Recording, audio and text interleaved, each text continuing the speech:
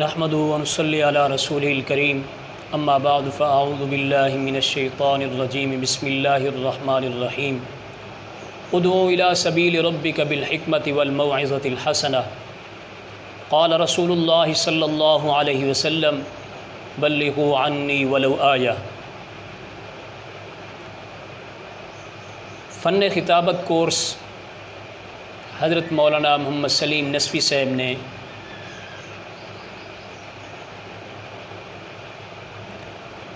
شروع کیا ہے۔ یہ آن لائن کورس کافی عرصہ سے شروع ہے۔ مولانا محمد سلیم نسفی صاحب نے کئی مرتبہ مجھ سے رابطہ کیا کہ آپ بھی ہمارے کورس کا حصہ بنیں، کچھ موقع فراہم فرمائیں۔ تو میں نے آج وقت نکال کے حضرت سے ملاقات بھی کی اور حضرت کے اصرار پر کچھ باتیں آپ کے سامنے رکھنا چاہتا ہوں۔ خطابت، اس پر تو کافی سارے علماء نے گفتگو کی ہے۔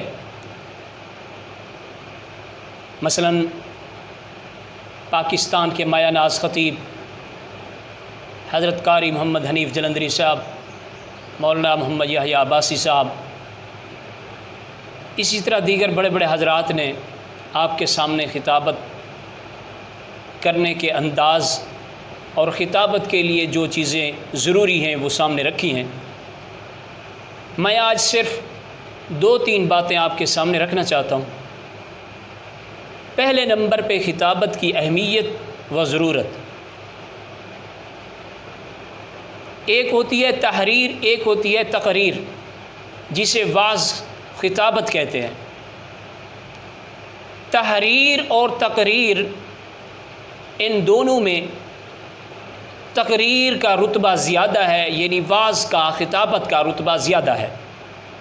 تحریر کا فائدہ صرف خاص لوگوں کو ہوتا ہے، پڑھے لکھے ہوئے لوگوں کو فائدہ ہوتا ہے، یعنی طلباء، علماء کو۔ لیکن تقریر کا فائدہ ہر خاص و عام کو ہوتا ہے۔ پھر یہ جو تقریر ہے، اس کی 2 صورتیں بن جاتی ہیں۔ ایک تقریر ممبر و محراب پہ کھڑے ہو کر مکمل مدلل انداز سے جو گفتگو کرتے ہیں، اس کو ہم وعظ کہتے ہیں۔ پھر ایک چھوٹی سی حدیث، قرآن مجید کی ایک آیت کریمہ پڑھ کے مختصر سی تشریح کر دی، اس کا مفہوم سامنے رکھ دیا، اس کو درس کہتے ہیں۔ خطیب کے لیے درس بھی ضروری ہے اور مقرر ہونا بھی ضروری ہے۔ اسی طرح جو خطیب ہے، جو مقرر ہے، اس کے لیے علوم سے واقفیت رکھنا بھی ضروری ہے۔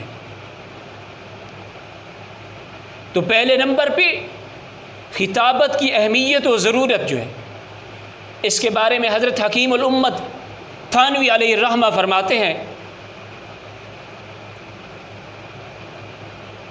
کہ ہم نے صرف تعلیم و درسیات کو اپنایا ہوا ہے، لیکن وعظ و تبلیغ، وعظ و تقریر، یہ جو انبیاء والا کام ہے، اس کو ہم نے پیچھے چھوڑ دیا ہے۔ اگر آج ہم نے اس کام کو چھوڑ دیا تو اتخذوا رؤوسا جہالا فضلوا فاضلوا کے مستاق بن جائیں گے۔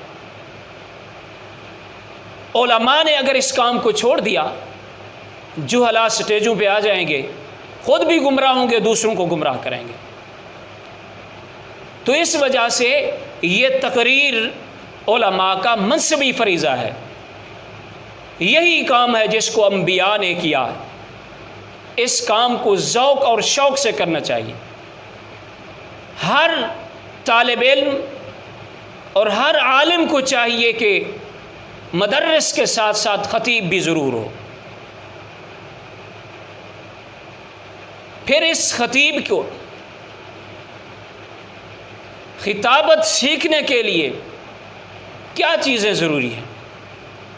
آج لوگ کہتے ہیں کہ ہم جو ہے خطیب نہیں بن سکتے، بڑی مشکل ہے. تو ان کے لیے آسان طریقہ ہے، طالب علم کے لیے، عالم کے لیے آسان طریقہ، مشکات شریف کا مطالعہ کریں، 1 حدیث 2 حدیث روزانہ طالب علم کے سامنے درس دیں. اگر آپ نے طالب علموں کے سامنے درس دے دیا تو آپ کو یقین ہو گیا کہ میں آئندہ آسانی سے طالب علموں کے سامنے درس دے سکتا ہوں، تو اس کے بعد آپ عوام کے سامنے، اسی طرح پھر آپ آہستہ آہستہ اونچا آ جائیں. اس کے بعد میں نے تیسری چیز جو آپ کے سامنے رکھنی ہے، خطابت کے لیے جو ہے کچھ چیزیں ہیں وہ ضروری ہیں. جو بھی انسان خطیب بنے، جس انسان کو بھی خطابت کا شوق ہو، تو اس کو چاہیے کہ اپنے شوق کو مکمل طریقے سے اپنے اندر راسخ کرے، جنون پیدا کرے خطابت میں.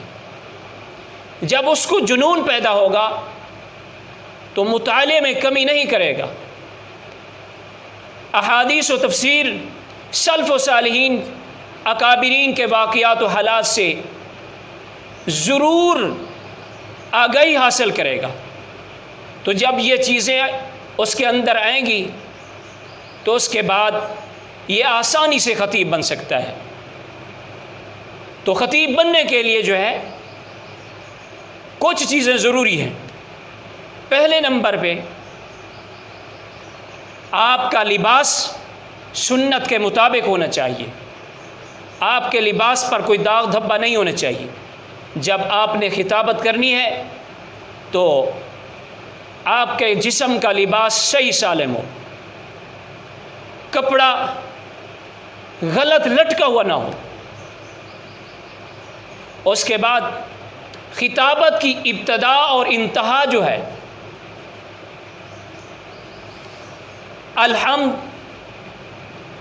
یعنی اللہ کی حمد، اور اسی طرح حضور صلی اللہ علیہ وسلم پر درود بھیجے.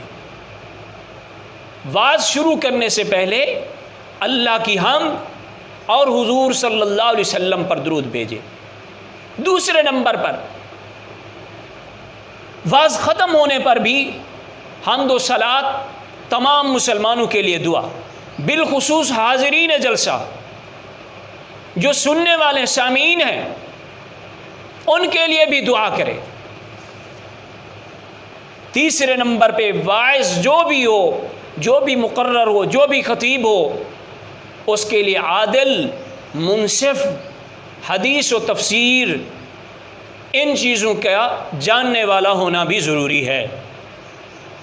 چوتھے نمبر پہ سلف صالحین کے واقعات اور ان کے حالات، ان چیزوں سے آگاہی اور واقفیت رکھنا بھی ضروری ہے. پانچویں نمبر پہ مستحب یہ ہے کہ واعظ اور مقرر جو ہے وہ با مقرر اور وجاہت والا ہو. چھٹے نمبر پہ جو بھی خطیب بننا چاہے تو اس کو چاہیے کہ فصیح اللسان ہو. تقریر بھی اسی طرح کرے، جس موضوع پہ گفتگو کرنی ہے اس موضوع کو پہلے اپنی زبان پہ راسخ کرے. خطابت میں فصاحت جتنی زیادہ ہوگی اتنا مجمع کو زیادہ فائدہ ہوگا. اور ساتویں نمبر پہ ایسے حالات میں تقریر نہ کرے جب کہ لوگوں کی طبیعت میں ملال و اکتاہٹ ہو. اور جب خطیب تقریر کر رہا ہو، 8واں نمبر، تو خطیب کے دوران، تقریر کے دوران اگر مجمع میں اکتاہٹ نظر آ رہی ہے،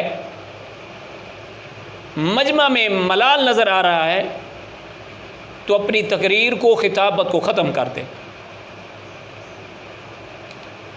9ویں نمبر پہ خطیب اور مقرر جو ہے ایسی جگہ پر وعظ کرے جو پاک و صاف ہو۔ 10ویں نمبر پہ پاک صاف جگہ کے ساتھ ساتھ خطیب کو یہ چاہیے کہ جس مجمع میں بھی تقریر کر رہا ہے اس مجمع میں چاہے ایک آدمی ہو، چاہے 2 ہوں، یا مجمع ہو، تو پوری تقریر کو اس انداز سے بیان کرے، ایسے طریقے سے بیان کرے کہ وہ سمجھے کہ میرے سامنے لاکھوں کا مجمع بیٹھا ہے، اور اس کی نیت جو ہے سمجھنے اور سمجھانے کی ہو۔ یہ تھی چند باتیں جو میں نے آپ کے سامنے بیان کی ہیں۔ دعا کریں اللہ تعالی حضرت مولانا محمد سلیم نسوی صاحب کی اس کوشش کو قبول و منظور فرمائے، اور حضرت مولانا محمد سلیم نسوی صاحب نے جو یہ محنت کر رکھی ہے، اس محنت کے صدقے اللہ تعالی جتنی سیکھنے والے حضرات ہیں ان تمام کو خطیب، مقرر، فصیح اللسان بنائے۔ وآخر دعوانا الحمدللہ۔